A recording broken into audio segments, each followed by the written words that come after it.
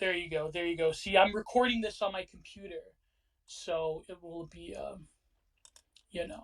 Um, anyways, shall we get into it? It's 2 already, and there are people that have already requested to speak, and there's some heavy hitters in here. So, Ferro, I guess a general introduction would be like, how did the exhibition come about? And hopefully, Alexander Adams will come on. I believe he's going to use his wife's account. So, yeah, I can talk through that a little bit. So, I think what's interesting about the exhibition team is that it's come from a variety of sources, and I would say that no one person basically said let's pull this together. It was a kind of a groundswell of 3 or 4 people clustering together, all independently looking to do something, and not finding their kind of individual avenues, and just through connecting together, through meeting, through this kind of vision of what we had pulled together, it kind of coalesced out of that. And I'll give a couple of examples. Matthew Stote, who I would say really is one of the kind of chief organisers. oh yeah, He's been curating a group of artists through networking, through working with them. He often hosts like private, or not like semi-private sketching sessions. He'll go to some of the kind of great museums you can find in England and invite people along. And from that, he's been working away, I'd say, for the last 3 years to try and do something. So Stoke was kind of cultivating these people together. I would say, Alexander Adams has been on a really interesting trajectory as well, where he's he's the oldest person among us, the wisest. He is the kind of wizardly wise figure that we all look to. But he's someone that has tried to break through into the establishment, and due to his views on the current academic scene, has been blackballed. He's been kind of banned. He's been locked out of those different areas. But he independently has always been looking to do his own show or to connect with other artists. And then I'd say the kind of one of the third prong was, of course, the man, the human steam train that is Fender Villiers, who has been pulling stuff together. He's been forging his own path independently, but has also been networking with other people. And I would say that I can see Mark's in the chat. It was in the pub, in a kind of like a preview of one of the IM meetups that Fen, Stote, and myself got together, and we were chatting and saying we should pull something together and we should do something. And then we had a chat later with Alexander Adams, and I would say that's when the first ideas came together. I would say for my sins, my job has been trying to produce some of this stuff. So again, like the other guys are the big vision guys. They've got their kind of big ideas. I've been trying to just help organize it, just try and get the nuts and bolts side of things. So that's kind of my role. But now I know that Matthew the Stout, he took another Twitter break to just organize all of the event. But when is the actual gallery? And maybe if you could make a tweet, Ferro, and put it up in the Titantron, you could share it. And also, Ben, please request to speak, because I sent you an invite, but Twitter Spaces are notoriously buggy. And eventually we will get on other guests. Like I said, we have a lot of hard hitters in the space, a lot of very amazing posters. And we wanted to get into the purpose of this gallery, which has really been such a monumental feat to actually, in the wake of other, I would say, less than savory attempts at this type of thing. I mean, shall I bring up LD50? I mean, maybe I shouldn't. But it's really a monumental task to organize an actual, like, money in your mouth event when it comes to these things. So we have Fender Villiers now, and we also have Alexander Adams. Hello. Oh, thank God, thank God. Do you guys hear me okay? Yeah, I'll invite you to as a co-host then. Okay, fantastic. Well, good evening, ladies and gentlemen. Or rather, good evening from Alexander Adams. Oh, Alexander is here. Very good, very good. Yes. So maybe let me ask both of you, how did this? I mean, Ferro talked about how this thing came together, but let me ask you both. I mean, both of you have artwork contributed in the exhibition. So when is it? How can people in the UK? Where exactly is it? And how long is it going to run? And just give us a little bit of what it was like organizing this. I unfortunately did not make the cut, but the next one, if it goes successfully, I will also be contributing artwork for the exhibition too, or at least, well, I've written a blurb for it, but next one I will contribute artwork. But what was the experience like, and what are the pieces that you two have contributed? Fen, if you'd like to explain. Okay, yes, sure. Yes, so essentially, it's really for all of us. It's a sort of a very eclectic bringing together of works. We haven't been able to have the time to work on a series of subjects that is kind of bound together as a team effort, but we are bringing a very eclectic series of works from our own, process and own practice, and we're pulling all of that together in this group show. So I'm bringing one of my new pieces, which is going to be featured there. It's a 60 centimeter tall sculpture, which is part of the new series. So it's an opportunity for people to come and see just what's going on with, what direction my sculpture's taking aesthetically, but what I'm actually exploring now and moving forward. So I'm showing a small glimpse into that for this exhibition. And then alongside that, I'm bringing two other works from my previous series, but I think they're very relevant to bring together. And in fact, the thing that's very exciting is that Stoat has decided to create a work or two, I believe, that's actually in conversation with some of my work. So that's actually really exciting, because that's really the beginning of having a sort of aesthetic dialogue, which is something that artists did more so in the past, but where artists would come together and they would riff off one another's works. So that's actually a really exciting thing that's taking place. And I'm very it might sound small, but this is actually quite a big step. I can't stress it enough, actually, that I've got huge there's a lot on this show, even though it's a small step, it's a humble step, but to be able to bring artists together now in this period where so many of us are sort of atomized, to bring us together, start thinking aesthetically, and really sort of joining forces is very, very exciting.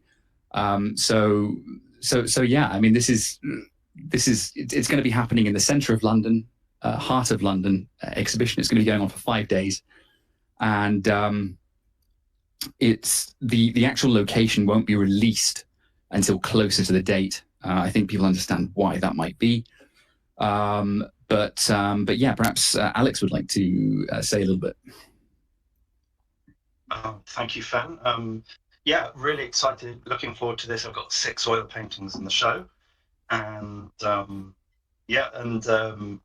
they've been beautifully framed as well. So I'm looking forward to seeing them framed and on the wall. And this will be my first exhibition in London in I think 10 years or so. So this is going to be exciting. I think the last time I showed was it was back for some reason I managed to slip through and got into the Royal Academy Summer Exhibition for 1 year only. They never let me back in. So this is an exciting chance to show some work over the last few years. And so this is a really nice location. I'm not going to say where it is, but it's a nice gallery in the centre of London, and the exhibition it's going to open to the public on the 4th of July. That's the Tuesday, and it will be open every day, normal office hours, and I think it'll be opening relatively late as well, so people can come after work hours as well. and that will be open until the Sunday. It's coming down on Sunday at sort of lunchtime or so. So if you come in on Sunday, try and get in relatively early. So anyway, looking forward to seeing some people at the opening, and looking forward to getting lots of reactions and a lot of responses to actually seeing the work on the walls. I think that's actually a really good point, actually, as well, is the interaction that we can begin to have with, it's of course on Twitter and everything, everyone wants to be anonymous, and I get that, and we will remain, we will have that anonymity for people at the exhibition and such. There won't be photographs and videos going around of everyone who's there, because I do know a number of people don't want to be fully publicized on that. But I think it's a great opportunity for us to actually meet in person and discuss. Well, there is some anonymous artists as well that are a part of the gallery as well. So, yeah, that's right. That's absolutely correct. And they wish to remain anonymous. But I think what's really exciting is that, for myself at least, I'm very open to discussion and meeting with people, and really having this deep discussion and analysis of aesthetics in our time, and where we can begin to actually start stepping forward as artists, as a very early group forming, and also reaching out to other artists. Something that I really would like is to encourage other people who are painting, or even in just the most humble ways, come along, meet with us, discuss, show your work. I think this is an amazing opportunity to really make steps in this area. Just on that a second, when we were originally talking about organising the exhibition, we had this vision of it being, yes, to kind of show work, but to almost act like a bit of a lighthouse for other artists as well, especially for the kind of younger generation. And for me, there was a moment where Fen was trying to, he liked the look of this random artist's work. He was like was he part of like the Royal Sculpting Academy or something like that? And we were trying to chase up what had happened to him since he'd kind of posted this work on Instagram like 4 years ago. And it turned out he just like went into academia. He abandoned his art to get a job as a teacher or something like that. And I thought, it's just such a shame. I think there's a huge number of people who are looking for a locus, a point where they can kind of focus their creative energy. And I think one of the aims is for this to be that moment. Yeah, I think from my perspective, having written about the gallery because of being shown the artwork and knowing pretty much everybody involved, writing a blurb, but I think it will also appear in my future book, hopefully out by next year, on neoliberal kitsch. It is quite something. An issue that I wrote about, because for now a lot of the pieces sort of are a proof of concept and share some similarities in terms of the sort of appropriating different art styles of the past and wishing for a more healthier picture of life and so forth, especially Fen's work, especially a lot of different people. In fact, I think ironically enough, a lot of the in terms of an artist that's an outlier would be probably your work, Alex. I think your work, it stands the test of time, and we talked about it on my podcast.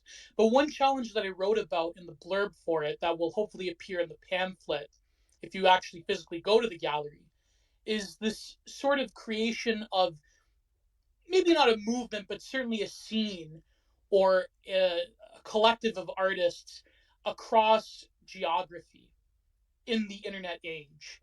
And the fact that we don't share the same facticities or regionalisms or so forth, and to try to sort of really, create a collective that is based on the internet, but also maybe eventually crossing over into, for lack of a better term, meat space, but also to sort of share the similar sensibilities. And, for example, the Discord server that, me and Matthew have been running for a long time, that was the ground zero for this exhibition. It's like, it's almost a daily thing. You have a piece of art, you photo it, you get ideas from people, you get critiques from people. The online world, as much as you could say that it has alienated us, and certainly has in some ways made an art movement proper an impossibility. It has aided in some ways the artist to sort of reach out to people that have similar sensibilities that maybe, it's like here in Canada, like, I mean, I know that I'll never, unless they make the CBC art page of like, far right extremists, it's not going to happen Oh. for me, but it is what it is. But so maybe you can comment on coming together, a lot of them, some American artists are involved. I believe a few Australian artists as well. And it's been quite a task to just ship everything over to the UK and Matthew framing it. Fen, I assume that you've had to pay quite a lot of traveling fees for your sculptures. So maybe comment on the issue of geography when it comes to art movements nowadays in the 21st century in the digital age. Yeah, certainly. I mean, I think as to sort of build on what you've said, of course, the internet, we're all spread out across geography, but indeed, the internet is also an amazing thing. Twitter has been amazing for myself, jumping on relatively recently and growing a following and just finding so many like-minded people who, that my work resonates with. And that's fantastic. And I think other artists are beginning to find this as well. So although we're far apart, with just a small amount of organization like we're doing now, we're able to have work shipped in from the States. We're able to have work shipped in from other parts of Europe. And yeah, indeed, of course, moving sculpture around over to the UK is never easy, but I'm not bringing monumental stuff, at least not yet. When we have a larger space, I'd be very happy to bring over some heavy 3 or 4 ton pieces, but definitely not for this show. Still early days. Well, I know you get this question. By the way, I have thrown up Alexander Adams's pin tweet along with your video fed in the Titantron to see all the replays, all of the suplexes, all the finisher moves, replays in the Titantron. So for those of you who are interested, who are in Europe and the UK, but this is one question that you've gotten specifically, is that when is Fen de Villiers going to come to America? And if that's possibly, maybe you have to get like, I don't know, some fuel bucks or something to cover the cost of you having a gallery in New York or something, a show. Well, I mean, I'd definitely be very open for an exhibition or a collective, if we could all come over and do a show somewhere in the States. But of course, it's finding, it's something that we've all discussed quite deeply, actually, is this concept of finding a support structure and a backbone that can actually give us a platform to begin even having these exhibitions. I mean, so much of the exhibition and the art scene, at least from established galleries to institutions, so much of it is sewn up.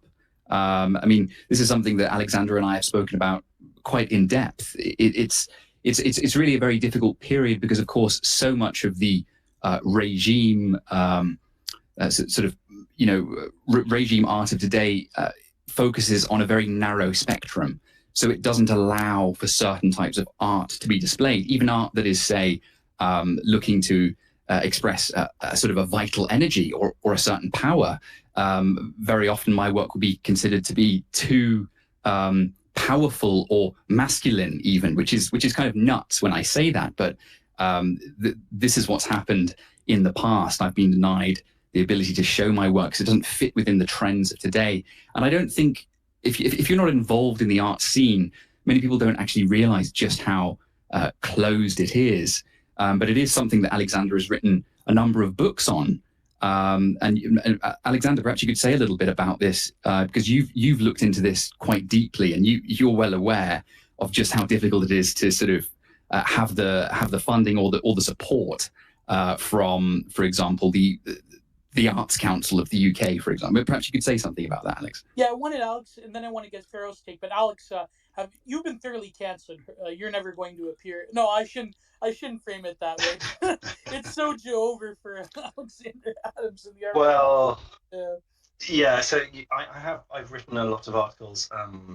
The most recent was a pamphlet called "Abolish the Arts Council," which I think probably didn't endear me to the leading funders of art, the patrons of British arts in the public sphere, which is the Arts Council, which is basically spending government money. They're not going to be giving me any money in the near future. So people are welcome to check out that pamphlet. But yeah, but this is a problem that also extends into the commercial art world as well. Because I've seen a lot of commercial galleries getting on the bandwagon of like BLM and eco-alarmism. You know, working as a critic, I get to see all these press releases from not just public spaces, but from commercial spaces. And I see all of these common trends come out. And you know that if you were making art that was in favor of the family, that was critical of abortion, that was critical of eco-alarmism, you would not get a slot in these commercial galleries. And that's quite alarming, because these are supposedly the places where free speech flourishes and excellence flourishes apart from politics and so forth. But no, it's not the case. I always feel like commercial galleries now are looking over their shoulder at what's happening in the public sector and what's going on in the biennales, which are sort of a hybrid of public and private, which are sort of really toxic as far as politics are going. And I've recently heard about a group of Liverpool artists and Manchester artists who set up their own show called Shuffle, which was in opposition to the Liverpool Biennale, which is full of woke nonsense. And so they actually did their own exhibition to kind of protest it, to show that they were doing independent work, and that they had been excluded from the Biennale, which I don't favoured sort of international artists and so forth. And so that's the sort of action that we should be joining in and encouraging. And it'd be really positive to see that springing up all over the place. I guess kind of following on from what Alex was saying, in the UK scene in particular, ACE, the Arts Council, probably funds 90% of all exhibitions that go on in the country. They fund individual. It's hundreds of millions of pounds every year. Yeah, it's a substantial amount, and you just got to think it's run by the worst kind of boomers. Basically, this is the big issue. Is you also mentioned about the summer exhibition as well. That's where it's technically an open exhibition, but again on the at the back of it, it's a whole load of RA boomers choosing their mates and stuff that they think resonates well with whatever cringe message they got for that year. But kind of moving away from the negative, and this is the situation we're in. We're not gonna. Sorry to say this, Alex, with your pamphlet, we're not going to take down ACE. With our small group, but I think there is stuff we can do, and I think. Something that both Fen and Alex were keen to do were to come up with these set of principles, outlining some of the kind of core ideology or thoughts behind all of our work, even though it was disparate. And I think in some ways the most important thing to do is to have a strong collective effort which goes against the grain. I think ultimately it's the work is the most powerful testament to the failures of the academy and the current art scene, and this is our first attempt at taking them down through powerful, vital, invigorating work. But we need people to back us up as well, and that's not just patrons, but it's also people going to the show, talking about it, liking it. Like Fen said, kind of amplifying what we do as well. So even if you are just a small guy listening in, you can play your part as well. Yeah, you can signal boost us. Yeah, exactly. And I wanted to ask, no. Oh, sorry, Fen. Sorry, really quickly though, the one practical question for all three of you gentlemen would be: do you anticipate criticism? Do you anticipate LD50 style protests, the way that Daniel Miller faced them down? Do you anticipate being canceled and having the Guardian write a hippie signing? Or do you think that this is more or less going to be just, a fine art exhibition, and it may have some mild criticism by, the usual suspects, but what do you anticipate, and what would you do to stem the tide of any potential criticism? I'll go ahead and answer this. I think the most important thing to understand is that we are bringing art, full stop. We're not here to get involved in playing the regime propaganda game. I think that would be a huge mistake. I don't think you should be at all fighting the regime in the sense of creating counter propaganda. I've seen many people mentioning on numerous occasions that all we need is an art scene or an art movement to come together and create counter artwork. But I don't think that is going to create particularly strong artwork, because it will become contrived. I think at the end of the day, what needs to happen is there needs to be artists who are genuinely care about actually having an exhibition where we're not there to talk about politics. We're not there to be involved in politics. We're there to talk about culture and aesthetics and how we can really start making a push forward and creating an art movement that is not based around pure reaction. It's in my own practice. I've said regularly, I'm not interested in politics. I'm never really posting about politics. I couldn't really care less, because I think the most important thing to put our attention to now is the culture, because that is the soul of a people. It's the culture, it's the art, it's the music they listen to, it's the poetry, it's the writing. That's what really counts. I'm not interested in the petty politics. And I think it would be a major mistake to be sort of positioning ourselves in that place and waiting for criticism and engaging with journalists who are going to try and trap us into those kind of conversations. It's actually not a conversation I even wish to have if a journalist was to approach me or us on that.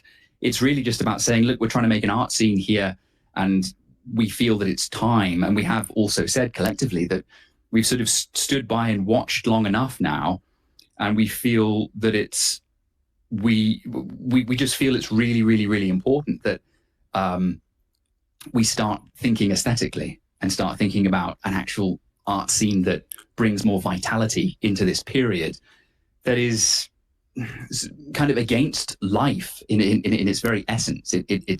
It's become stagnant, and even just to create vital expressions is kind of forbidden in this time. And I think it's much better to be aligned with that rather than looking to get into some kind of fight. I think that would be a major mistake, and it's not something that I'm interested in doing at all. You're not creating like those Chudjak edits, the ones? The never mind. You know me. You know me. I'm not great with all this stuff. I'm not a great meme chap. I totally disavow. No, never mind. Optics. Anyways, Ferro, go ahead. And Alexander Adams, do you anticipate any criticism? I believe, okay, if I have some mild criticism, I think what Daniel Miller was doing was a heroic effort.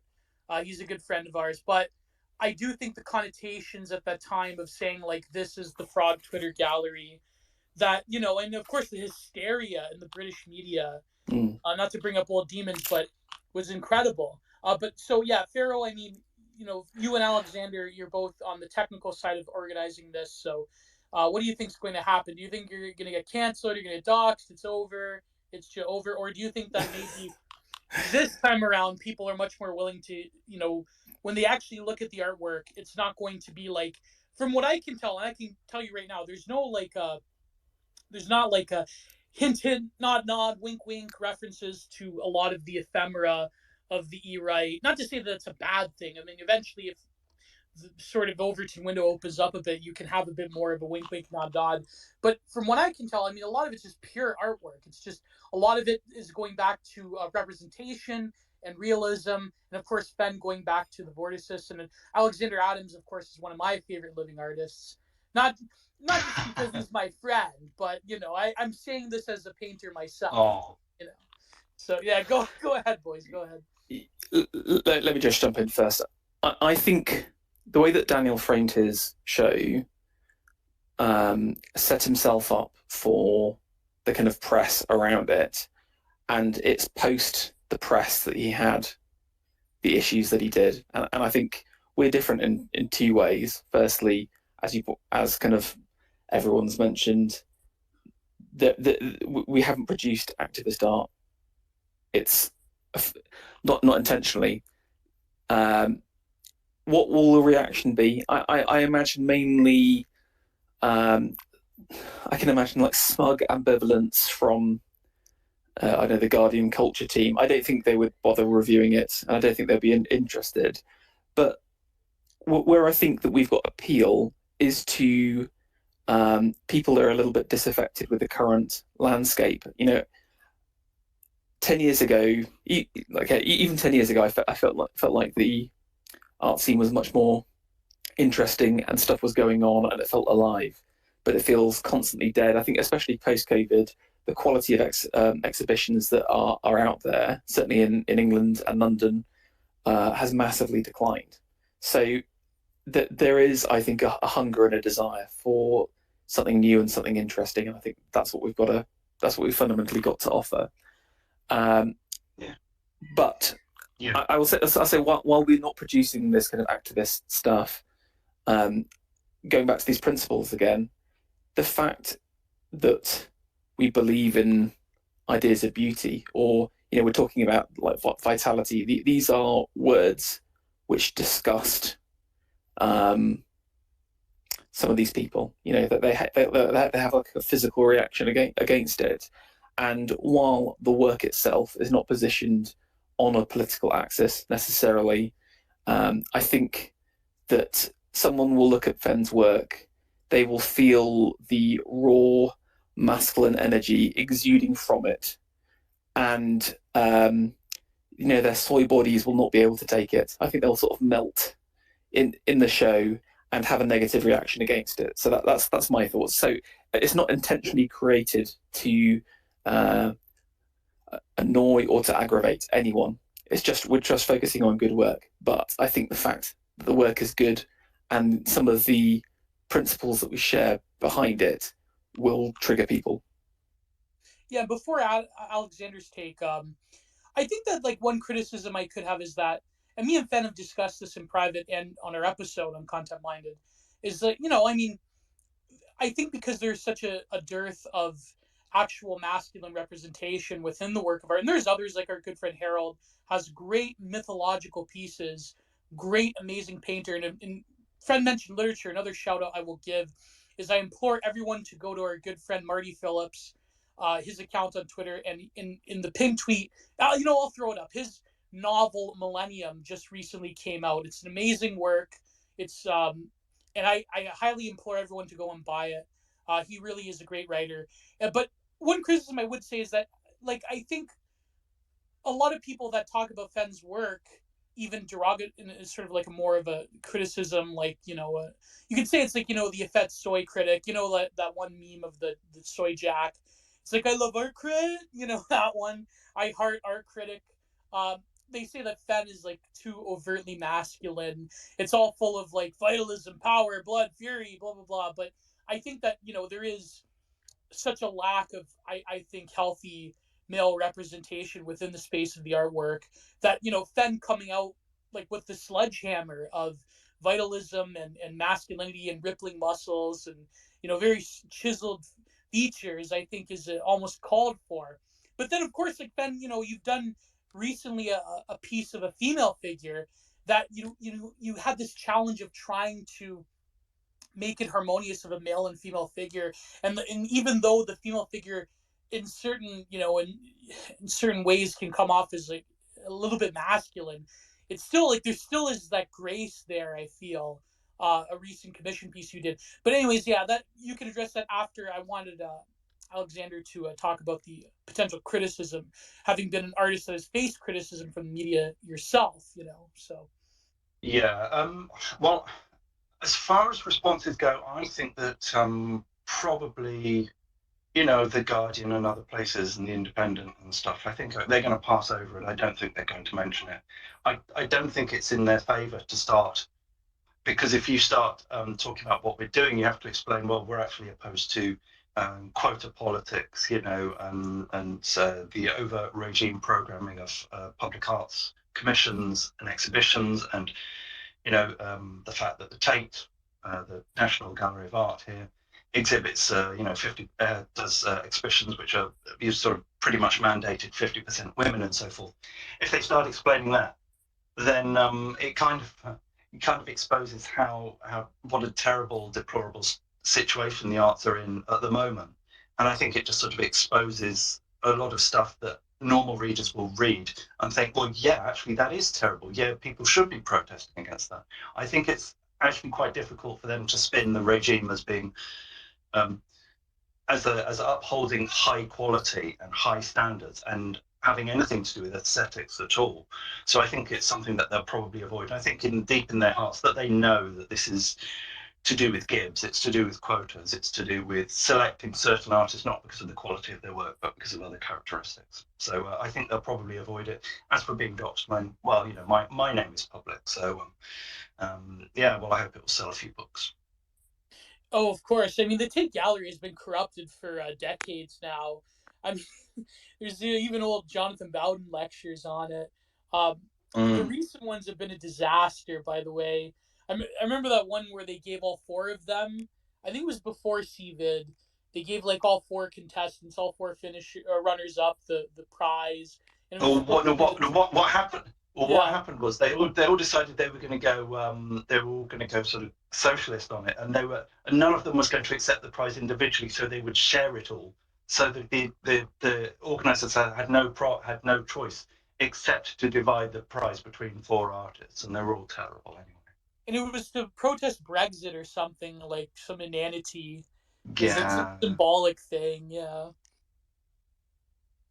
But I think we should move on to the actual artworks themselves, because there's a number of questions that we wanted to cover. In terms of culture, I think the biggest question that we've always come up against would be how to create sort of like what Fen was alluding to, an organic, well, counterculture is like a corrupted word in my opinion. I think that's like a boomer truth regime type of thing. But how to create sort of a genuine, let's say, revitalization of culture. I mean, if you're looking at, for example, the UK, I mean, the depth of history within the work of art that you can, choose, the depth of that knowledge base that's sort of become forgotten. From what I've been told by people that are like Zoomers in the UK, the way that they learn history as well has been corrupted, which feeds into their perception of arts and culture. I mean, you really can't. I know it's like a cliche point, but you really can't express the monumental nature of British history, for example, or any history within Europe or even within North America. You really can't sort of create an aesthetic space that can honor that. And now it's like, art representing culture and history and the sort of foundation of civilization. Now that's become like this globalized thing where it's like, the UK's for everyone, Canada's for everyone, America's for everyone. And it's like this, the artwork that this civilization embodies is for everybody. And it's like, therefore it's for nobody.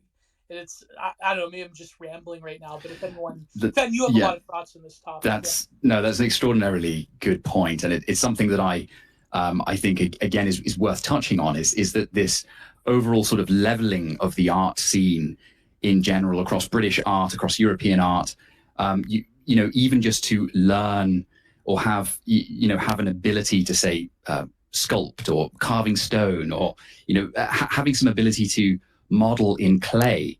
This is very, very, very counter to what the regime wants. Because, of course, if you learn an ability that, let's say, to sculpt or to work with stone or to work with bronze, this is hierarchical, as they call it. So this immediately puts you outside of the realm of egalitarian.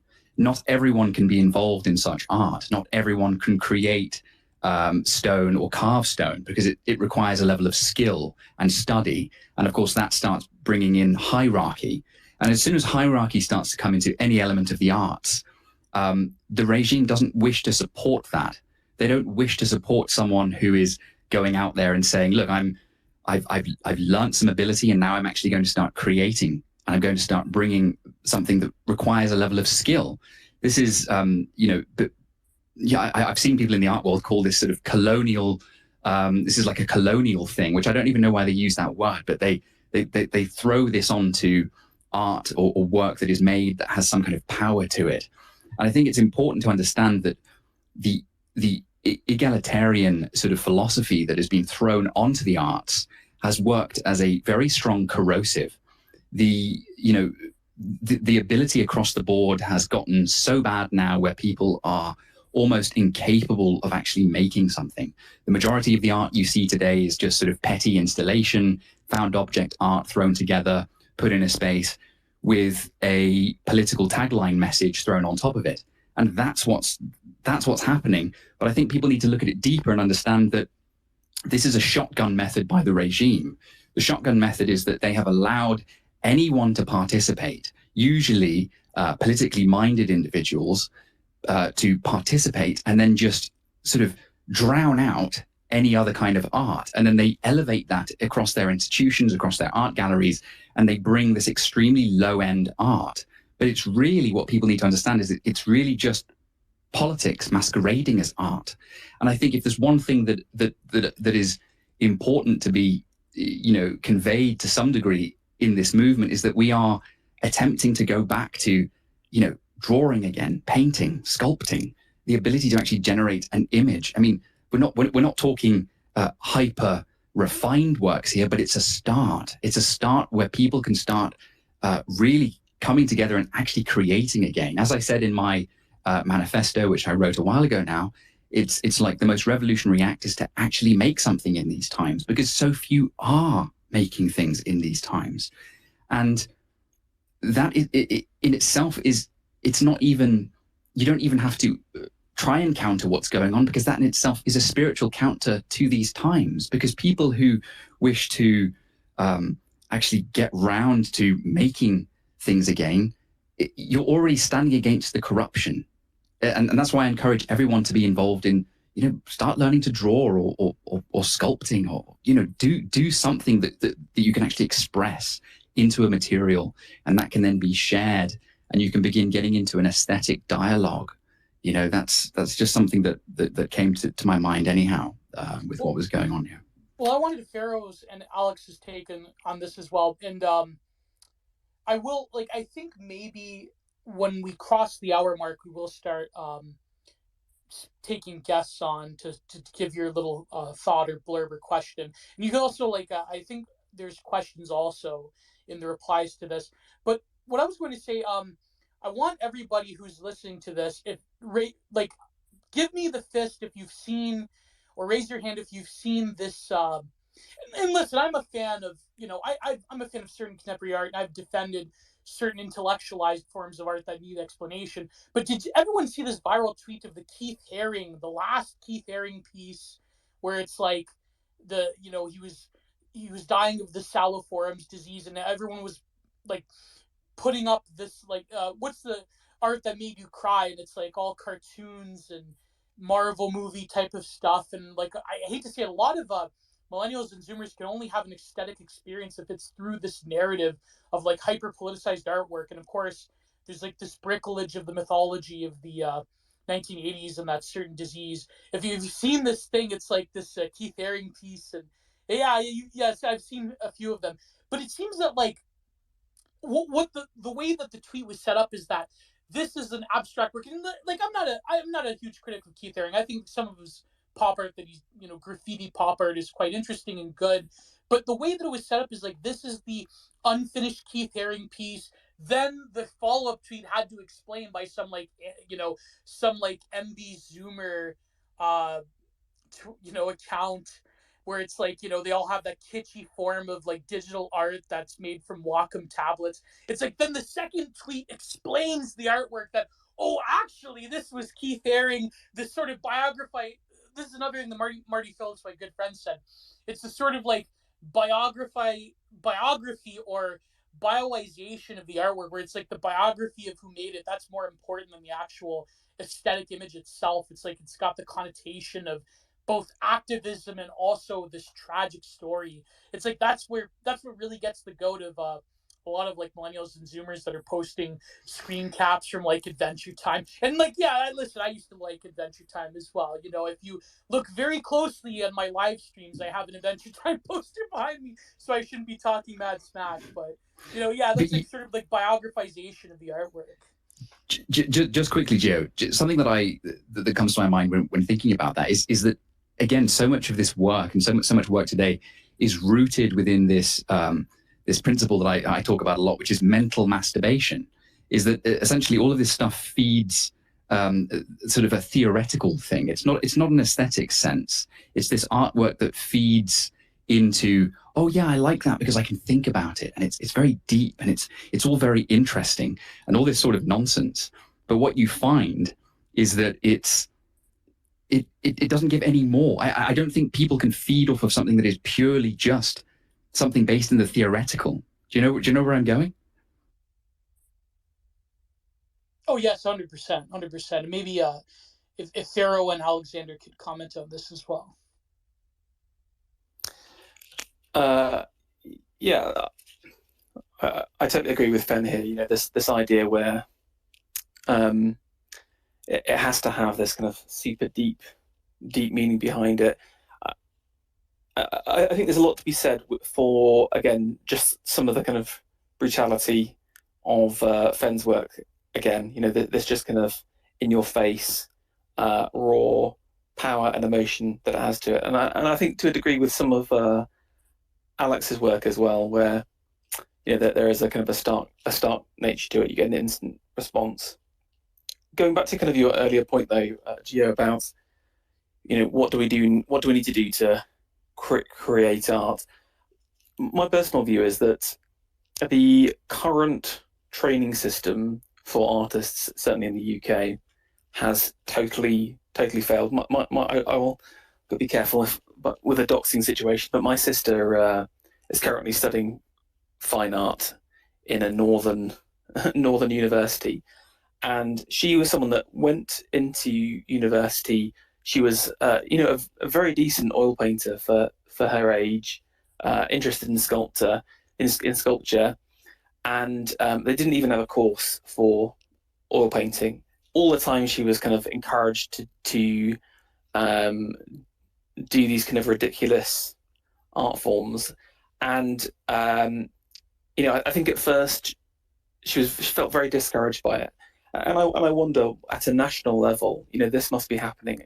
How many artists are there that you know we've failed as a nation to get the most out of? You know, I can't resist a stream without mentioning my man Ruskin here. Ruskin talks about the idea within any generation there is a fixed number of artists, and you will either use them or lose them. And we continue to lose every generation of artists. But what we're trying to do here today, again, is a starting point to hopefully to inspire, to get people to show a different reality for those people. And I think it has to exist outside of these existing university structures as they are right now. I'm not saying that you shouldn't do art at university. You know, both Fen and Alex went to very prestigious universities to do that. But I think as they currently stand, even some of the kind of more quality ateliers are really under attack. So there has to be a counter narrative to this at the same time. So. Oh yeah, I completely say yeah. Avoid universities, and the universities that I went to, and I don't know about Fen because he's been at university more recently than me, but the one that I went to is now so political. It's so controlled, and it's directing artists to become artivists rather than artists. It's a terrible shame. So in one sense, we are driving away all our talented art students. And they should be looking to exhibitions like this and other exhibitions of dissident artists, or you know, dissenting artists. They should be looking to what we're doing as opposed to what's going on in university. Because although we're losing so many great artists, we're also overproducing. You know, every year we're producing thousands and thousands of graduates in fine art who are basically only suited to be as patsies for the regime producing propaganda works, producing sort of interactive works or installations or other works that are connected to the job of public arts venues, which is to spread the regime propaganda and the virtues of the establishment as they are at the moment, and and they're completely dead weight. They'd be better off going into the civil service, and effectively the public arts have become like a civil service for not only the managers and the administrators, but also for the artists who were just there as artists. Oh, wow, that was wonderful to hear, Ferro and Alexander. You guys just absolutely nailed it.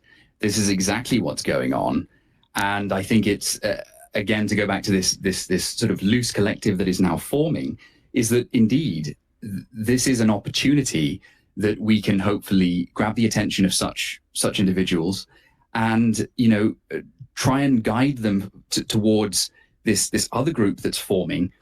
And I think we don't have to look that far back in history, should we say, where one can only think back to the French academic art that was overthrown by another art movement. It was a number of the artists connected to the Impressionists overthrew that movement because of the tight control that was going on within the salons and that was going on within the art schools. And I think people need to understand that it is possible, and that even just a small collective and just what we are now will in time build momentum, especially as we can start meeting in real life and working together. And it's something that I've mentioned a number of times, is I'm starting to now talk closer with Stoat on this idea of bringing artists over and having them work with me in my atelier, and I can begin teaching, and I can begin showing people how to actually make sculpture, or how to be involved in the arts, and how to guide. And I think we all begin to stand in that role now, where we can sort of pass on even some of the limited knowledge that we have to others, to help spread that sort of that possibility and that life essence, to say, look, you must still go on, and it's not the end, and it's not an impossibility. I think a lot of people are very black-pilled. As Ferro was mentioning, his sister, and how many more are just like his sister. How many other art students are out there who have been through terrible art schools and have just felt defeated? They leave, or the only option is, well, you either toe the party line and push the kind of message we want, or you simply will never get the funding that you would like to carry on your career. And I think for a lot of people that is too daunting of a task. So you either submit or you just simply quit. And I think there has to be literally hundreds or thousands of people that are in that position. And I'm going to dream now and say that perhaps in 10 years from now or 5 years from now, we can start to think about having our own small institutions, even if it's just my atelier, or perhaps it's just Stoat's painting studio, or all of us coming together and starting to work in close proximity to one another. This is then creating almost our own art school. So, you used to have painters guilds, you used to have sculptors guilds, you used to have groups of painters and sculptors who would pass on knowledge and would actually be involved in sort of helping one another with their abilities or their craft. This is the sort of thing that I believe is going to be the major sort of trend moving forward. As more and more people don't wish to go to art school anymore, they're going to look to work for painters or sculptors and just learn in the process of doing. I think that's far more invigorating than so much of the nonsense that's going on today in the art schools. 100%. That was a great discussion. I'm going to start bringing in speakers, but let's be clear on the rules, okay? I'm going to do 2 at a time. There's 4 requests, or 3 requests. You know the rules. This is going on YouTube, so no Fed posting, no swear words of a certain variety. This is not, okay, listen, this is not Night Owls, okay? This is not Night Owls. This is, so don't disappoint me. But we're going to bring on first Gifts Ungiven and Vinlove, who've been very patient, and eventually Fishy Frenzy and Culture Bar. But Fishy Frenzy, please be on your best behavior, I swear, please, God. and Spurgo Acolyte, who also has a Content Mine episode that was recently recorded. And we're going to bring on hopefully as much people as possible. So please, if you've requested, give your one blurb or question. Yeah, so well, let's see. Gifts Ungiven first. There you go. You've been waiting the most patiently, and then Vin Love, and we'll see. We'll cycle out all the rest. Like a counterculture against the art world is inherently corrupt. The problem is the old guard trying to infiltrate the new guard. You know. Sorry for the cape swap, but you know the Superior Spider-Man thing, where Doc Ock's dying and he goes into Peter's body and he thinks he's gonna be the good guy, but he completely going at the logical old way, and he ruins everything. That's kind of what's happening in the modern world. What you're seeing now is not a naturally generated counterculture, but rather what guys who grew up like George Lucas type guys who think they're fighting fascism, they're punching up like that, trying to go into the modern world, which is far more complex in its critiques, you know, concepts. Am I speaking right? Do you hear me? Yes, can do. We can hear you. That's good. Yeah, but I don't feel anything you see that's the art world is bad. It's not natural. Like Banksy, for example. No one I think Harry Gold. Have you heard the Harry Gold show before? A really great piece about how Banksy, for someone who's supposed to make all this happen quick in her knees, really appeals to Russian oligarchies for some weird reason. Yeah, it's you go. Sorry, You go. I was just going to add that shameless plug for my Artivism book, where I've got a chapter on Banksy and how Banksy is essentially spreading basically the boomer ideals and boomer virtues, and he's completely establishment, and so I agree that he's far from challenging the norms. He's actually reinforcing the norms. Mm-hmm. And I like to plug my website, sitson.city. That is sidson.city. Just going back to your point earlier about the boomers' natural proclivity for certain things. I think there is an element to that. There is some debate around generational theory. You know, even within our little group, I'm sure that there's a lot of discussion. But I think that certainly the people that are involved in this and who are hopefully listening don't have some of those issues baked into what they do, and I think they have a different worldview. And I think certainly the people that I hang out with, mainly millennials, are keen for a bigger, more visionary, dare I say, almost revolutionary change in the art world. So Sorry, I think you are right. Oh, sorry. Hey, I unfortunately, I removed Fishy Friends. Fishy Friends request again. So Gifts Ungiven, go ahead. Yeah, I just wanted to say thanks for having me up, and that I really appreciate what you guys are doing. I remember a couple years ago, I had this interview with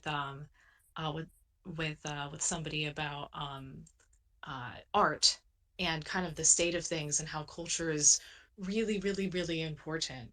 And I make political slash cultural videos, and it just kind of none of my audience members understood the importance of what I was saying when I would make a video on that topic, on art and culture. And then I remember after that interview, Fen contacted me, and he's like, hey, where are the artists?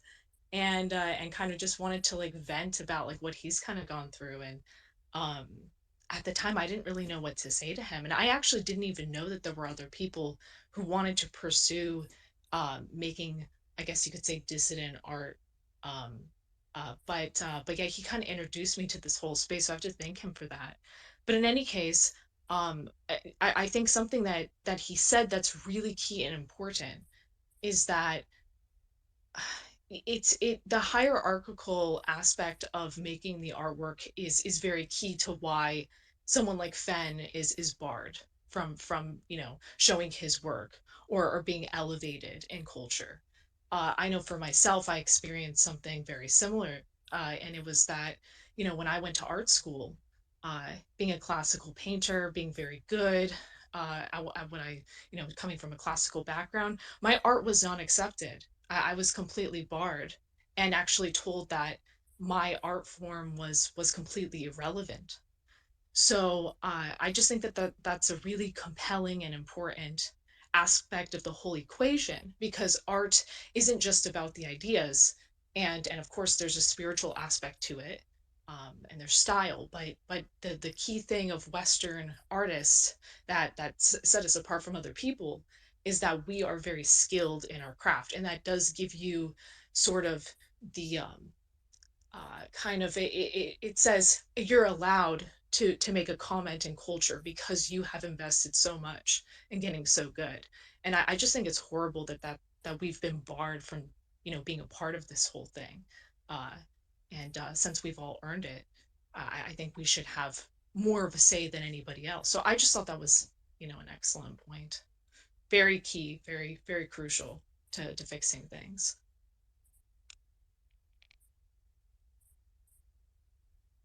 All right. See if I can get Fishy Frenzy back, but Spirgle Acolyte, you go ahead, my friend. Yes. First, I wanted to say this was a really wonderful space to listen to. It's refreshing to hear that there are still artists alive among us and that they're so dedicated to their craft. What I wanted to ask them, since we have them here, is just what sort of, I guess, direction they see their art or this art scene going into. The way I see art, it's about the expressing of certain potentialities. So I'm just wondering, like, what sort of potential they see in the scene.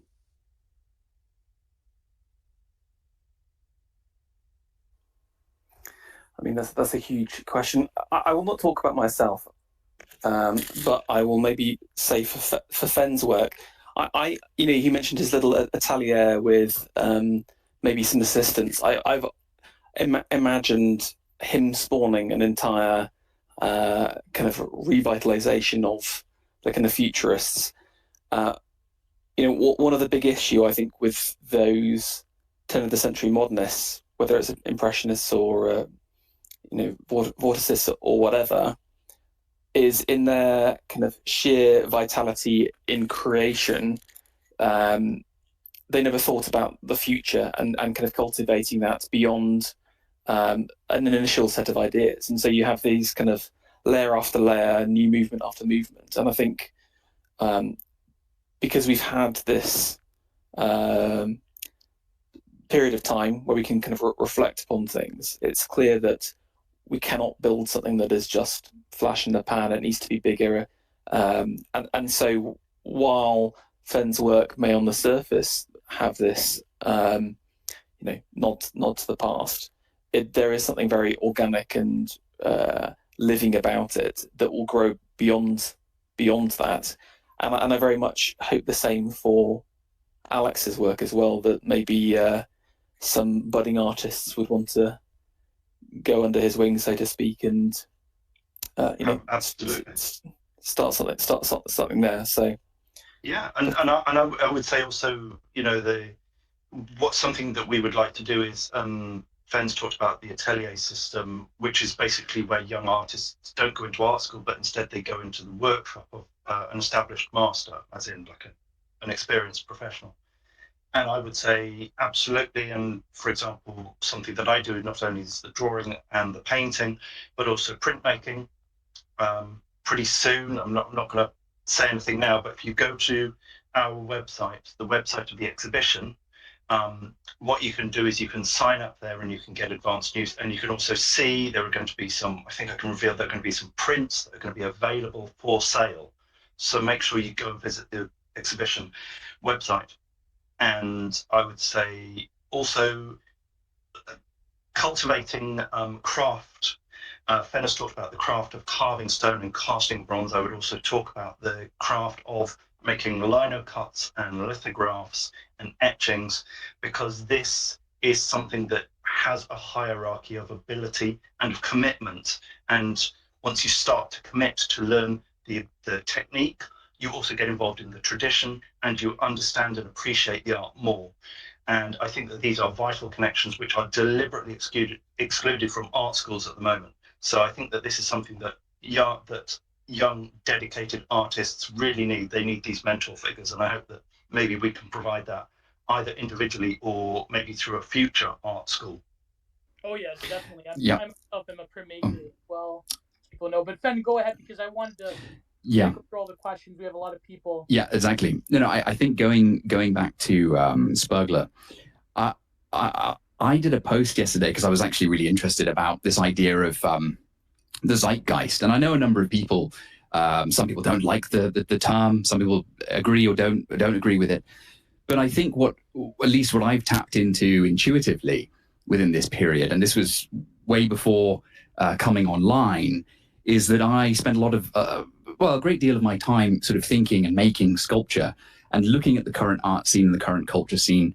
And my feeling was that if you were to have an art movement that was to actually get traction in this period of this dead zone that we're in, it would be to express in its most full form exuberance, a kind of unapologetic exuberance for life and for creation and for the making and for living a vital life and living in an energetic life, and even just to hold that flame and express its possibility in this time has been something that I've felt to be so important, and something that I've attempted to do within my own work. I don't write a huge amount about it, but I hope that my work, at least aesthetically, speaks to that sort of exuberance, that power, that glory. And I think it's certainly you see among a lot of the youth today that are on Twitter and sort of more in our circles, they're hungry for that unapologetic living. They're hungry for that, we are here and we are actually moving forward and we're taking space. And I think that's something that, it's that sort of fire and that kind of expression that can really heat an art movement or heat an art collective. Even if not everyone is on board aesthetically as I am, I look towards the futurists and the early modernists and Art Deco and that kind of explosive expression. But even if it's just a sort of a spiritual connection to that. But yeah, to round it off, I think if you were to talk to the zeitgeist today, one of the major principles is to express vitality in this dead zone, even just to show that it's still there. Because I think a lot of people feel like it's gone. They say, well, it's gone. It's like they feel that just everything is dead or dying. But those principles are eternal, and that life energy is around all of us. It just has to be grabbed and expressed in the work. Amazing answer. So I think, well, let's go with Henry Oswald, then Culture Barbara, who's been waiting a long time. But Henry Oswald, you had an insightful comment in the replies. So yeah, quickly, I want to get through everybody. Eventually, Fishy Frenzy and Matthew Kaipa and Kilpa and so forth. Sorry, Matthew Kipta. I'm slurring my words now. But Henry, go ahead, my friend. Yeah, sure. Well, first of all, thank you guys for hosting this. This is awesome. I wanted to point out, the whole talk of institutions. I know that there is a Art Renewal Center is what it's called. It's in America. I don't know if they have anything like that in Europe, but excuse me, it's an institution that is basically trying to promote realist art. I know that Alex and Fenn have commented at length about a lot of our institutions today only promoting modern art or just completely theoretical, nonsense, and not actually teaching the craft itself, because it both is a craft as well as a theory behind it as well. But anyway, institutions like Art Renewal Center, you can go on there, you can find living masters is what they're titled, and you can start studying under them. So some of them are official ateliers, Some of them are just, living masters that have their own studios and you can train under them. That's what I currently do. Been studying under a master painter for the past 2 years now. And my question, though, for Fenn, Alex, Ferro, all you guys, is how, once you get to that point of, you reach that professional level, I'm a bit stumped on approaching the anonymity part of it, because many of us probably well know that the risk involved with sort of expressing this vitality that Finn brings up, and trying to not be doxxed or not be completely what's the word, just erased from the internet. I guess I'll put it that way. How would you go about that? How do you approach that, and getting barred from the collectors or anything like that? Should we just go ahead and start our own like galleries or anything like that? So that's my question for you. That's a good question, and I know for a fact, I'm not going to blow his cover because he's a good friend of mine, but I know for a fact in this Twitter space listening right now is someone within the professional art world who I have great admiration and respect for. But I'm not going to blow up his spot. It's a small Anon account. But anyways, yeah, answer that, fellas. I mean, maybe Ferro and Alexander and so forth. Well, I'll step in and say, yeah, what we need to do is we need to make this counter elite, not a counterculture, but this counter elite high status, so that people will want to commit. The problem is it's going to take a risk. You're going to have to go out on a limb to do it. You're going to have to put your name up. You're going to have to put your head above the parapet, and you're going to face risks. But if you're an early adopter, if you're someone who steps up, if you're a gambler, if you take risks, you are going to get the rewards. You are going to get the attention. You are going to set a standard. You are going to be a pioneer. And I would say to people, try to be brave enough. Try to step up and do that. And I think the patronage and the critical support will come afterwards. It may be a bit bruising to start with, but I would say try and be brave. It's something that I've done.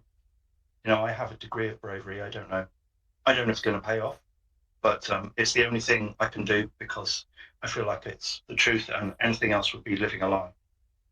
I feel the same way, by the way, but I do see that anonymity is going to be the way forward. I'm pro anonymity, even though I am not an anon. But I understand like early adopters. Ben, go ahead, my friend. So something I'd like to say is as an artist, as a sculptor who is not at all anonymous, I would say probably one of the most important things that you need to understand in this sphere is that spend your time reflecting on your life and the time that you have here now.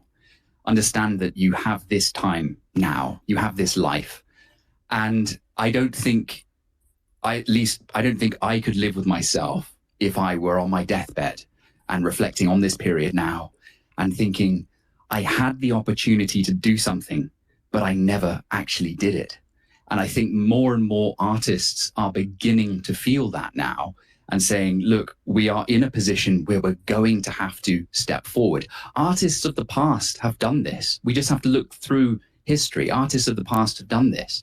They have been brave and stepped forward.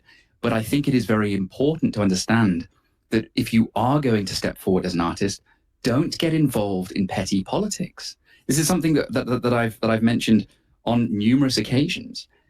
People attempt to engage me in politics, and I say, look, I'm not interested in having a political discussion because that is not where the fire is. I'm not here to debate whether or not so many illegal immigrants or whatever are coming into my country or whatever. That's not the position that I'm interested in speaking on with my art. I'm also not interested in making petty political art for right or left. I'm here to speak about energy. I'm here to speak about the archetypes, and I'm here to have the cultural dialogue in this time. I think if you avoid the political and you just stick to your art, which is what any good artist should do, then there isn't a great deal of there's not a great deal of things that can be done against you. You're an artist, for God's sake. You're allowed to make art.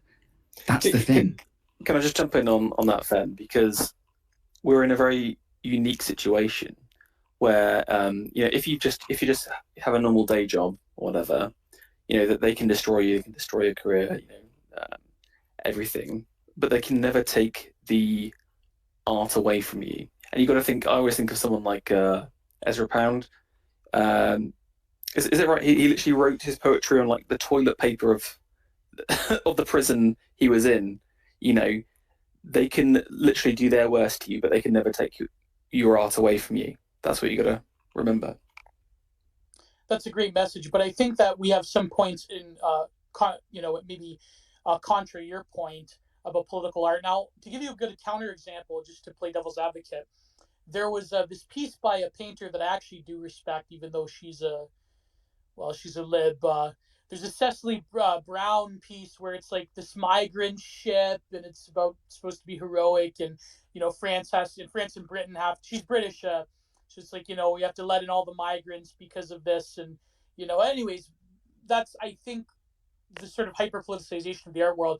But let's go. I want to get to culture Barbara and other people, but let's go actually, since he had his hand up, to Fishy Frenzy and Spurgler Acolyte, who has counterpoints. And please, gentlemen, be on your best behavior. Frenzied Fish has been a long-time follower and friend of mine. So let's go quickly, and then we'll go to Spurgler, and then Culture Barber, and then Gifts and Given. I have my eye on you, Gifts, because you are a monologue artist, as I am a monologue artist. And then eventually we have to get to Matthew as well. So. Okay, hello. You said that I was here to give a counterpoint. I'm here to give my question. Is that all right? Oh, yeah. Oh, I thought you wanted to counter Fenn's point. But yeah, go ahead with your question as well. And we'll maybe we'll retread back to the topic of, political Okay, art. that's all perfectly fine. So I just remembered the space was happening while listening to the Smiths, and that brings me straight on to my question. How important do you think art made by and for sensitive young men is? Incredibly important. But go ahead. Maybe Spurgler, you can comment on this as well, but let's get the panel and then Spurgler, and then we'll go back around to newer people. From my perspective, I think it's fundamental. If you think about the Romantic movement, and most of the 19th century art movements, I would say, are from sensitive young men. Even a lot of the 18th century, sorry to get all kind of aesthetic philosophy behind it, was around this ability to sense and to empathize with nature and the world around us. That the word they used was sensibility. You may have heard of that from the Austen Sense and Sensibility novel. But this idea of a man who has the ability to interface with the world in a very different way.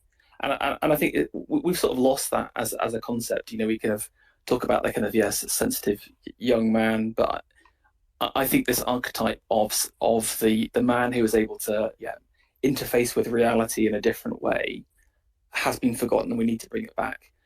And again, part of our failure in the kind of today's art society is to find those men and to use their abilities for good art. That's a great point. Let's go quickly to Spurgler Acolyte. You had a question. You had a answer to the sensitive young men question, and then we'll get someone who will get Culture Lab, and then eventually Matthew. And I'm kind of dreading having to let on King Salmon. Listen, I love King Salmonfish. He's my boy, but we'll see. When we cross that bridge, we'll see. But Spurgler Acolyte, then. Yeah, I originally raised my hand to give a counter example to Fen. So is it all right if we do that, or could we not jump around so much? Yeah, let's go around. Yeah, let's go back to that point. Okay, so what Fen was saying, I was very sympathetic to that perspective of the artist being not necessarily above politics, but just outside of politics in some sense. But I do wonder if there is some sort of alliance that can be had. What I think of in my mind is something like the Augustan age of Latin poetry, where there was a strong alliance between politics and the artists. and this allowed for a serious flourishing. And you know, a lot of classics people like to debate whether or not, you know, Virgil or someone was like a propagandist for Augustus, but in some sense, I don't even know if it matters from a purely artistic perspective, because you at the very least had that sort of reflourishing. So I just wanted to kind of introduce that counterexample. You know, I would say this: whenever it comes to certain subjects in the political realm and art, I always find it depends what level at which you approach anything in life. If you can speak or you can make art that is truly fine art, that resonates at a higher realm, but can still be enjoyed by certain people on political spectrums or certain regime players, then that's fine. That's absolutely not a problem. What I'm saying is one must avoid the petty political. One must avoid playing into the petty politics of today, which will bring you down to the level of the current regime, which is very pedestrian. It's very low level. It's very materialistic. It doesn't have any real spiritual fortitude to it. And I think that art speaks to something much higher. And if you can speak at that high level, then that's where you need to be with your art. And so do it. That's a great point. Great point. The only thing I'll say is that if you are going down the political route, you know, you've got to be like Dante and just put all your political opponents in hell. That's the way to do it. So there you go. In Minecraft, we don't mean anything. We mean the politically through through legislation and so forth. We don't mean anything by this. You know, aesthetic. Well, he just depicted them in hell in an aesthetic way, is what I'm trying to say. You know, it's both it's funny and it's a great work of art as well. You know, it's like Inferno doesn't feel political at all, but it is quite a political work in many ways, I think. So, especially in the context of Renaissance Italy as well, like yes, exactly. Guelphs and the Ghibellines, yeah. So culture barbar, you've been waiting patiently. Then we will get to Matthew, and then gifts and given. I know gifts. I know. Listen, we will have a special. We're gonna give gifts the microphone at the last rung, because I know she's just dying to talk. But culture barbar, how are you doing, my friend? Yeah, I'm doing great, man. My point is earlier this, like half a year ago, me and my partner in crime had a one-day art exhibition in Oslo, Norway, with some reactionary, some half not reactionaries, and it went great. We invited Fenn, but the budget couldn't cut it. But I have been spending a lot of time thinking about the way we should go with the arts, and I seen the IM 7076 has the fund or whatever, and things like this, and my observation after I studied art in high school, the Norwegian equivalent, and later just spurred out on the everything art history, and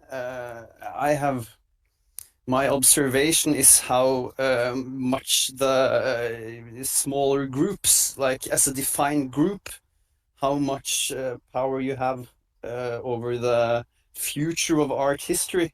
See the Die Brücke, Blauen Reiter created the expressionism, the impressionism, all of these like wrenches in the system of the art establishment, and all these groups had in common they went outside the system, which is what we are already doing. And I'm just happy to see so much things happening. And this space is like also an important part of all of this. It's just want to thank everyone as well for just I would That's 100% agree with you. And remember, the Expressionists were following the groundwork done by Edvard Munch, so Yeah, led by Norwegians. always the Norwegians in the front. that's yeah. Well, Edvard Munch, as we discussed before, Alex is one of my favorite artists. But let's go to Matthew finally, and I think we have one more speaker, Gerald, and then we'll go Matthew, then Gibson, Given, then Gerald. So yes, thank you. Good afternoon, Gio, and good evening to our hosts who may be in the UK and Europe. First of all, Gio, thank you for posting Marty's thread. I wasn't aware he was back on Twitter. He was one of my favorite accounts a couple years ago, and that story collection looks great. So thanks for reconnecting us. But my question is off of something Fenn said, which is he mentioned hierarchy, and that the mere act of studying and beginning to master a form or multiple forms is hierarchical and is a challenge to the prevailing system. And, you know, in the Middle Ages, there's this story that when the crossbow was developed, it was like a huge problem for the knights because, you know, a knight or his armored sergeant had to train like their entire life to master that form of warfare, and it was like a fortune to arm and armor them. And then you had this weapon that, you know, didn't even require the strength and training of a longbow because it was mechanically assisted. You could get like a peasant levy or a freeman levy in like 6 hours in an afternoon to stand in a mass and shoot these bolts. And the knightly orders started complaining like, hey, this is going to undo our whole society.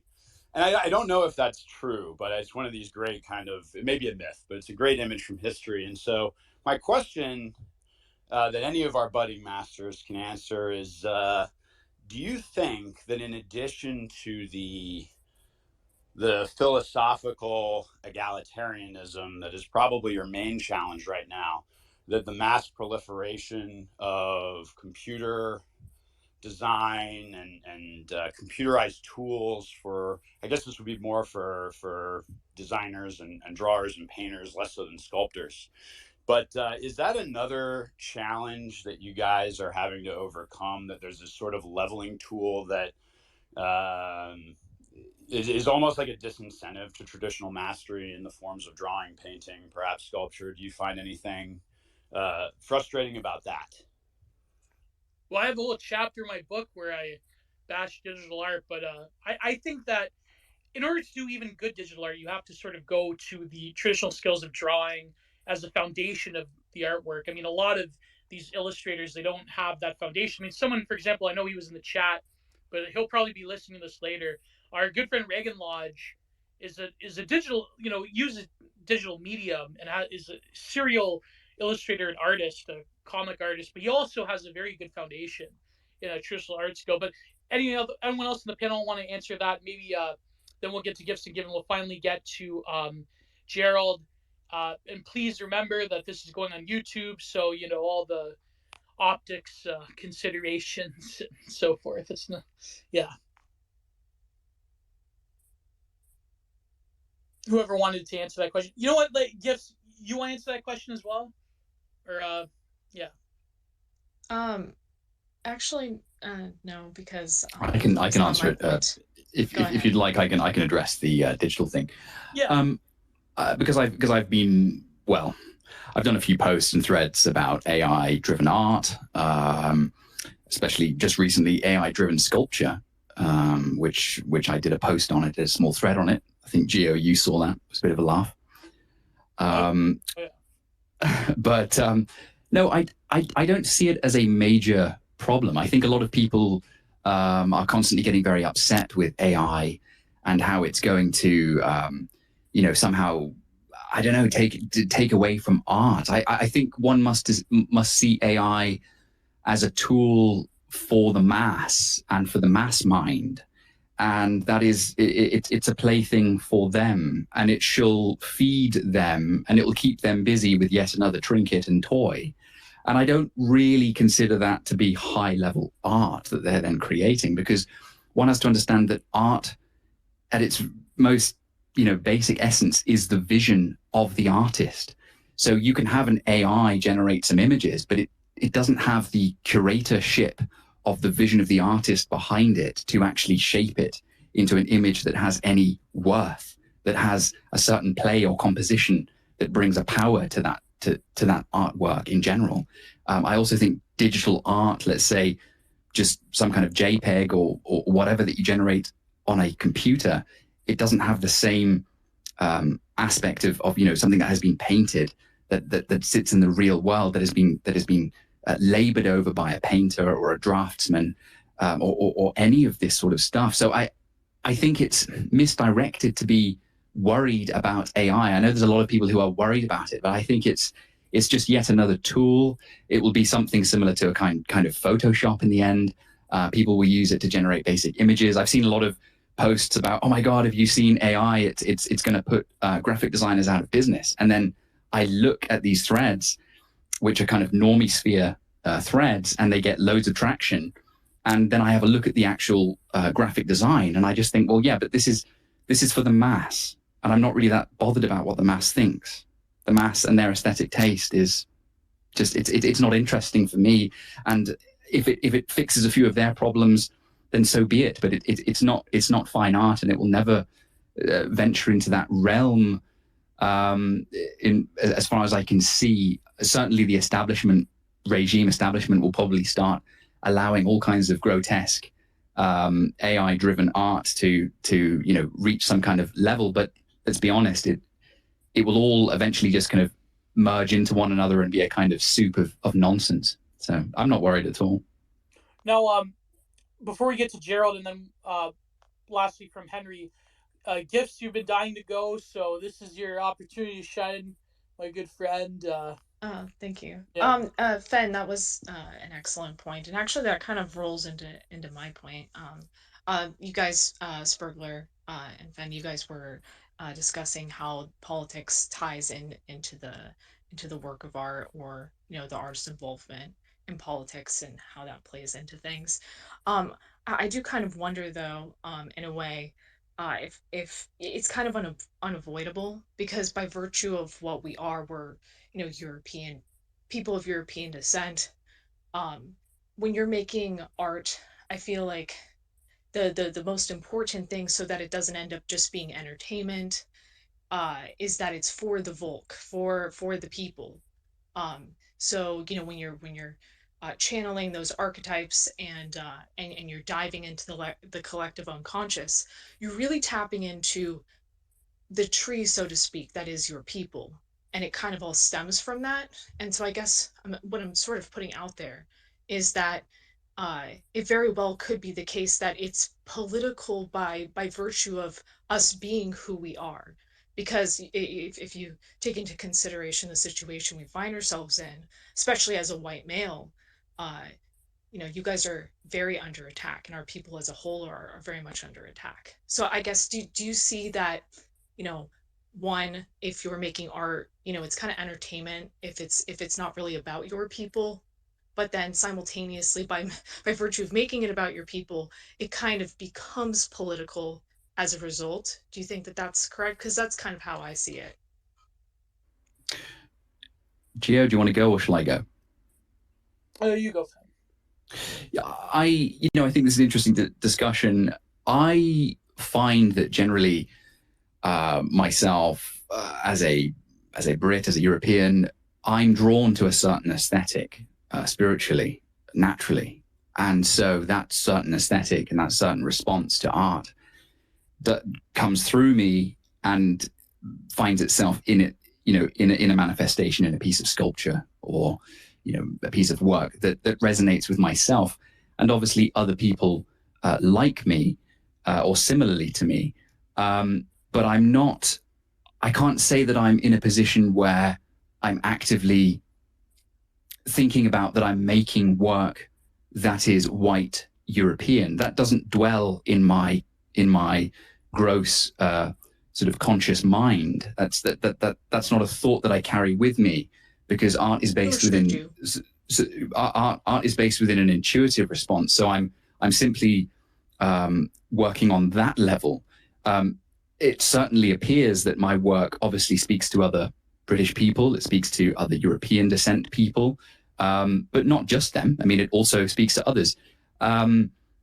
naturally, what I have noticed is that certainly I've been not allowed into certain circles because it happened to be that my demographic doesn't fit the current trend as a white straight male who enjoys a certain type of masculine art or a certain type of masculine being, shall we say.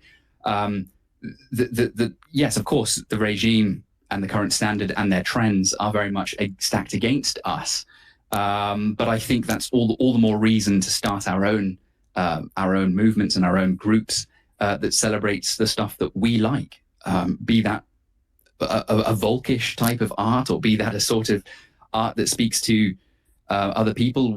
What one must understand that whatever the artist is doing, he's in a dialogue with his viewers as well. He's making this work and he's finding a viewership that work resonates with.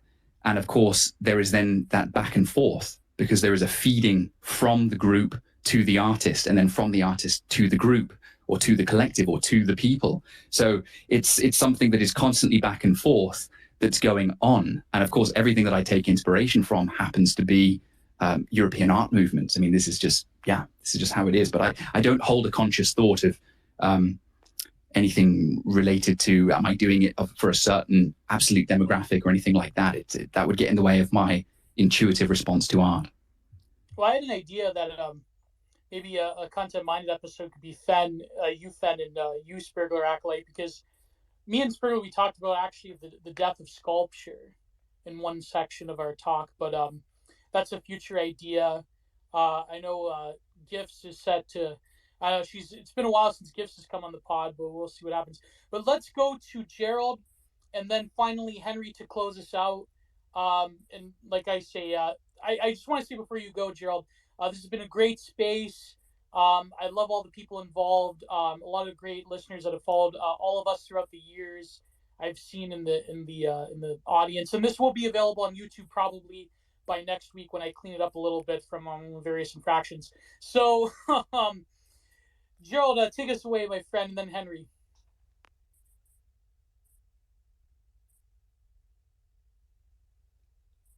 Are you there?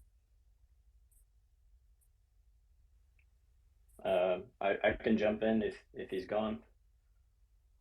Yeah, let's go Henry first, and then Gerald if he's having speaker issues.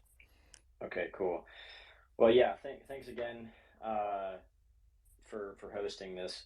I'm really excited that we're able to do something like this, and I'm kind of inspired really because I hope to, after all this, I hope that I can maybe talk with a few of you guys individually here and there, and we could probably start sparking some ideas and sharing stuff like that. So, but for the question, I wanted to get Finn, maybe Alex's, Ferro, Gio, if you want to chime in here too, about with marketing. Now I know that with the fine art world, really the artist doesn't market any of their work. They just, give it to the gallery. The gallery does all the handiwork for them, and they find the buyers. But if we were to do some kind of like art movement, I'm thinking you want to push that message out. You want to push a certain aesthetic, maybe perhaps, or an idea, or if we want to have some kind of counter culture, if you will, for lack of a better term, from the right when it comes to producing great art. How do we push that? How do we start getting this idea out with other people and people that aren't necessarily inclined with the art world? And one idea that I've had was just pushing TikToks. I don't like TikTok.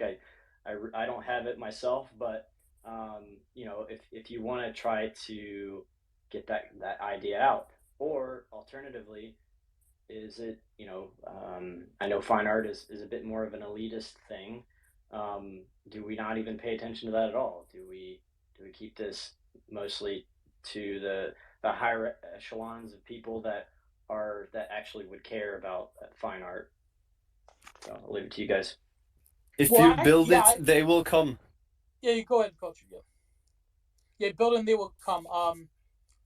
I do shorts on my YouTube, but I think that nowadays the artist though is almost forced to become like a self-marketer. But anyways, if Fen or Ferro or Alex wanted to jump in.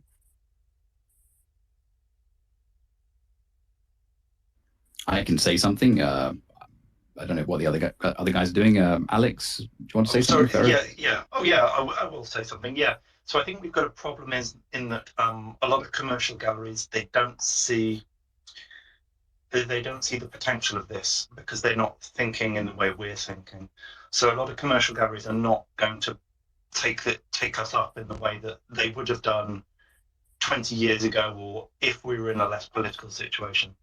That's one of the reasons why we're having to do things on our own. That's why we're having to set up this exhibition, and how this is also why we're trying to do things like sell prints and sell drawings, so that we've got entry-level works for, if you want to support an artist, you can buy a poster, you can buy a catalogue, you could buy a graphic work, a drawing, a print on paper. So all of those things are affordable and they're within the reach of most people. And I think that's one of how you would build up an audience, and you would make a direct connection by offering that sort of access, that becoming a collector, taking a stake in an artist early on, and you would encourage people to do that, and so that they can, obviously they would be buying for themselves and they would be buying because they love the artwork, but there's also that excitement of, putting on a little bit of money on an artist a little bit early because you think, this might turn out to be a good investment. But we want people buying art because they're excited and because they believe in the art and because they want to support the artist. The investment side comes later. If enough people get excited and get interested and engaged, then yes, the value of the work goes up.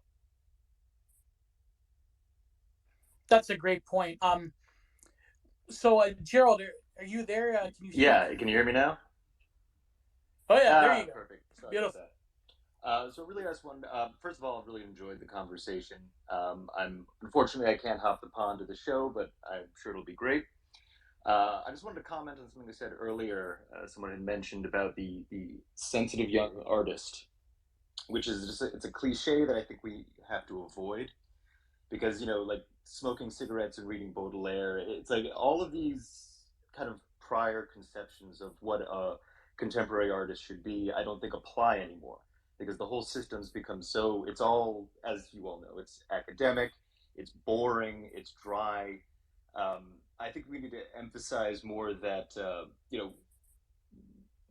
wherever you are now, like you have to speak from that, like finding this sort of trying to find just a scene to belong to, with people who kind of act like you and think like you. That's fine, but that doesn't necessarily produce great art. I guess it's really what I wanted to say. That is a good point. That is a good counterpoint. If anyone wants to comment on that, I think that, well, I mean, the sensitive young man nowadays is probably listening to Nightcore, watching a nice anime, watching Lane. I prefer Lane. I prefer the manga.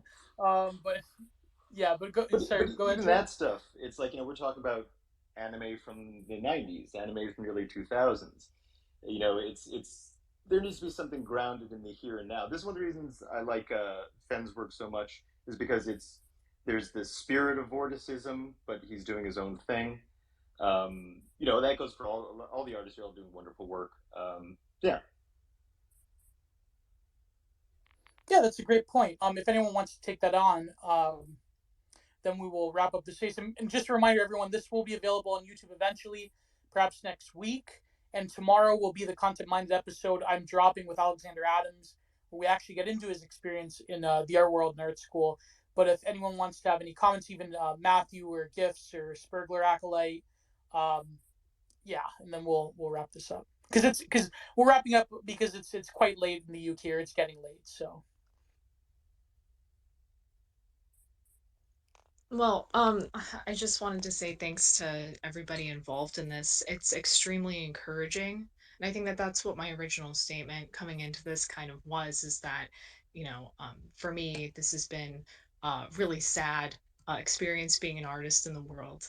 And, I haven't found anybody else who has had that experience until now. And to also see that, coalition of artists is forming to mitigate and fix this problem is extremely encouraging. So yeah, I just want to thank you guys for coming together and actually doing something, because that's the other thing, is that so many people like to talk online. Lots of talking, lots of critiquing, but not enough doing. So yeah, thanks to everybody involved in this. I'm sure it's going to be a great show. Yeah, great point. Oh, sorry. Oh yeah, go ahead.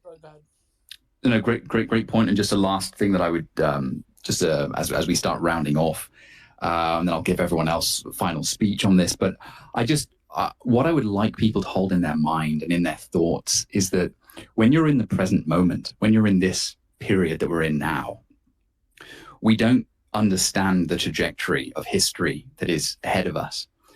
But I think to hold in your minds now is that this small collective, this small group, is how every single art movement started in the past.